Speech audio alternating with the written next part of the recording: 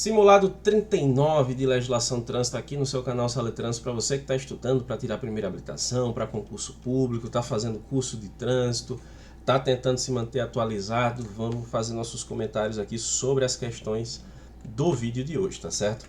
A questão 141, ela traz a seguinte afirmativa, olha. Se a infração for cometida em localidade diversa daquela do licenciamento do veículo, o recurso poderá ser apresentado junto ao órgão ou entidade de trânsito da residência, domicílio ou domicílio do infrator. Imagina o seguinte, olha. Vou dar um exemplo meu aqui, né? Imagina o seguinte: eu moro em Caruaru, interior de Pernambuco, conhecida como a capital do forró, tá certo? Mas fui em Recife, capital do estado, e chegando lá eu cometi uma infração de trânsito. Eu fui notificado, tá certo?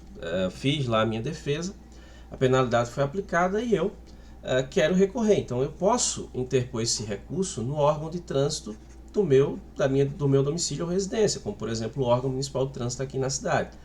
Inclusive, para você ter ideia, nós temos até mesmo a previsão, né, lá na resolução número 900 de 2022 do Conselho Nacional de Trânsito, CONTRAN, sobre o procedimento para se apresentar recurso nessas circunstâncias, as regras, como é que funciona, quando é que se considera protocolado efetivamente esse recurso, enfim, tem todas essas informações nessa resolução, caso você queira dar uma olhada. Então, essa previsão legal que você está vendo aí, ela está lá no artigo 287 do CTB, o Código de Trânsito Brasileiro. É por isso que essa questão está correta. E vamos para a questão número 142, tá certo? Questão 142 é a seguinte, olha: conduzir pessoas, animais ou carga nas partes externas do veículo, salvos nos casos devidamente autorizados à infração. Seria caso devidamente autorizado naquelas hipóteses, por exemplo, de veículos de carga ou misto que são autorizados ali a título precário para poder fazer transporte de pessoas. Então é uma situação excepcionalíssima prevista no CTB lá no artigo 108. Mas de modo geral, você coloca pessoas, animais ou carga nas partes externas do veículo, isso é considerado infração de trânsito. Essa infração, ela está prevista aqui, ó, no artigo 235 do CTB. Essa infração, ela é de natureza grave.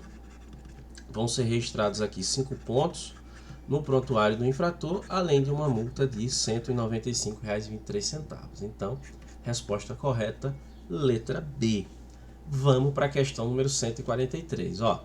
O motor casa, diferentemente do motorhome, é um veículo automotor cuja carroceria seja fechada e destinada a alojamento, escritório, comércio ou finalidades análogas. Olha, seguinte aqui, ó. Lá no anexo 1 do CTB, nós temos os chamados conceitos e definições.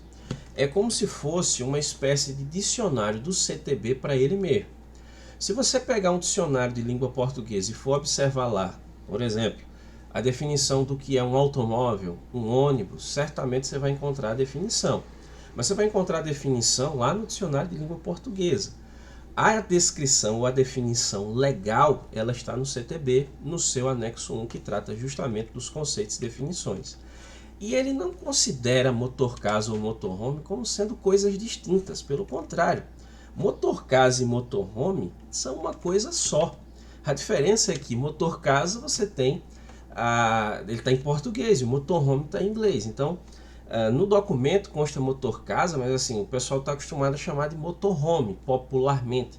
Então tem só uma confusão aí sobre a definição, mas motorcasa e motorhome são uma coisa só.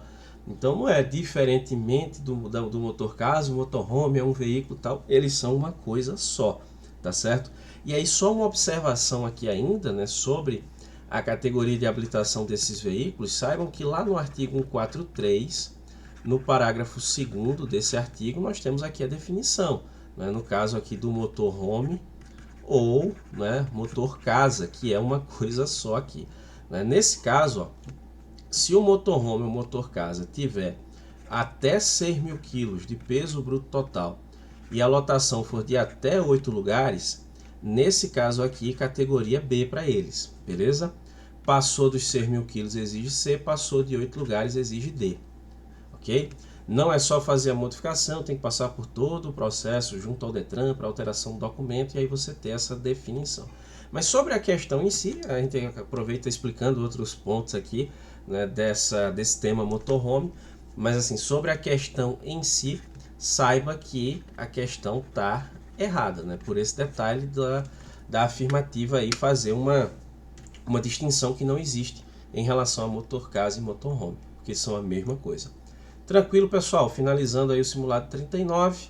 Ficou com dúvida? Deixe nos comentários. Obrigado para você que me acompanhou até aqui. Um grande abraço e até a próxima.